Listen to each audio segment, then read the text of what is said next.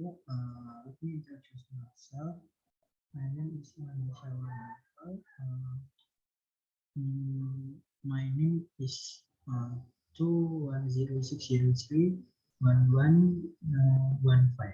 So today I wanna explain about uh, Hazardous waste management.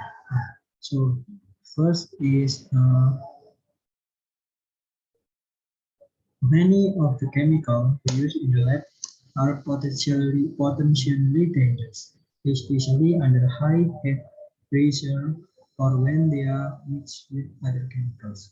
There are two main tools that we use to identify chemical hazards, uh, such as safety data sheets and chemical labels. Every chemical in the lab is required to have a technical document called a safety data sheet or SDS, usually provided by the manufacturer.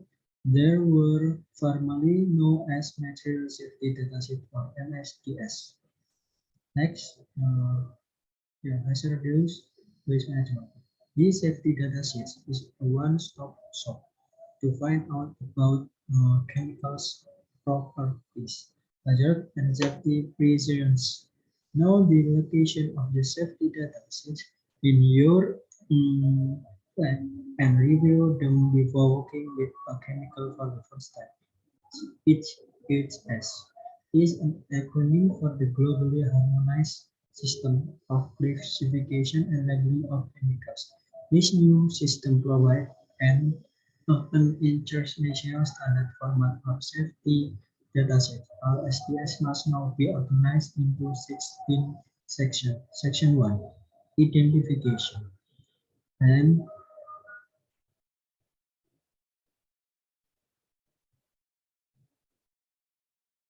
yeah, here you will find the chemical's name, descriptions, and the manufacturer's contact information. Second, hazard identification. This section lists signal words, warning, and safety symbols. Third, composition, a list of ingredients. Fourth, first aid measures words that require treatment for a person who's been exposed. Five, firefighting measures. Six, accidental release measures. These are instructions for containment and cleanup of spills or leaks. 7. Handling storage environment, take exposure control and personal protection. This describes OSHA Oxford limits and recommendation for PPA. 9. P-cycle and chemical properties, such as appearance, other pH, flash point, solubility, and evaporation rate.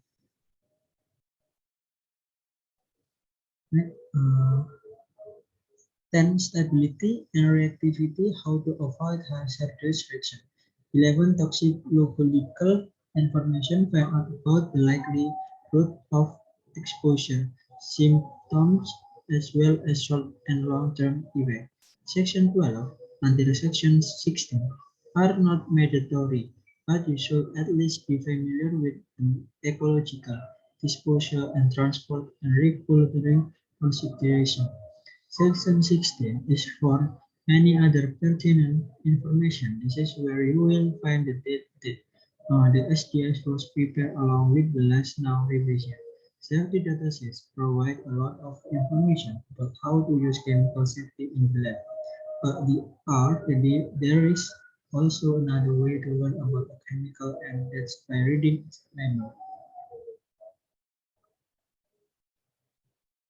Hazard waste management. Hazard waste management is waste that contains toxic and hazardous substances that can endanger human life and the environment. One household waste, domestic solid waste, waste condition, bad smell from rotting garbage, water pollution due to disposal in river, leakage from residential and community water sources, air pollution due to burning garbage at cemetery.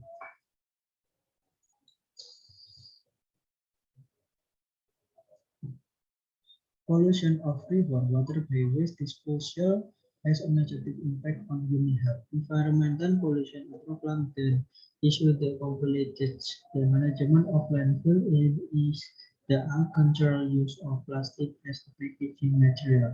Constructions is waste in waste management are the lack of coordination between relevant agencies, the weakness of the waste management system or regulation, and the lack of public awareness.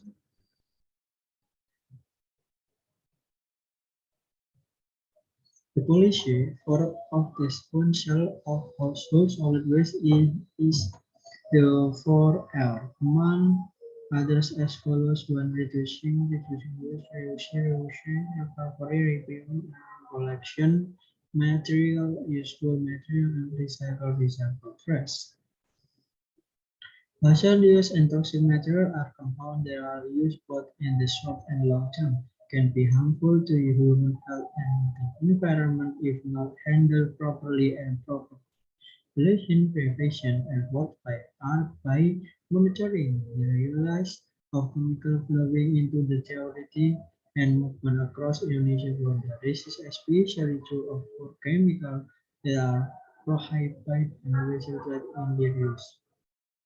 Government effort international convention to support application of counter-regulations such as Rotterdam PIC Convention. It regulates the cross-border program of chemicals in developing countries that are not longer used in production countries. To the Stockholm Convention on PPS, which regulates the violation of the use various types of chemicals that are classified as B3 Waste Condition Probation at PPLI Central Waste Management Center. Pressure on the environment due to B3 waste more than 2.2 tons per year, or the of B3 waste export to developed countries developed. The case pretty much been in Sidoarjo.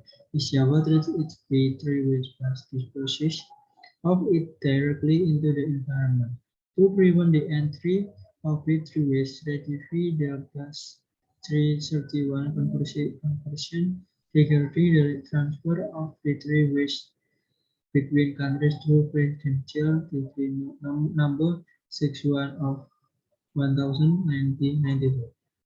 Waste Management Policy Government Regulation number 83 and later refined on Perpu number 85 of 1999 HLH Management Performance Rating Program. Proper is alternative that aim to encourage the industry to voluntarily and self-consciously comply with management requirements, good environment based on applicable regulation. That's all from me. Thank you. Wassalamualaikum warahmatullahi wabarakatuh.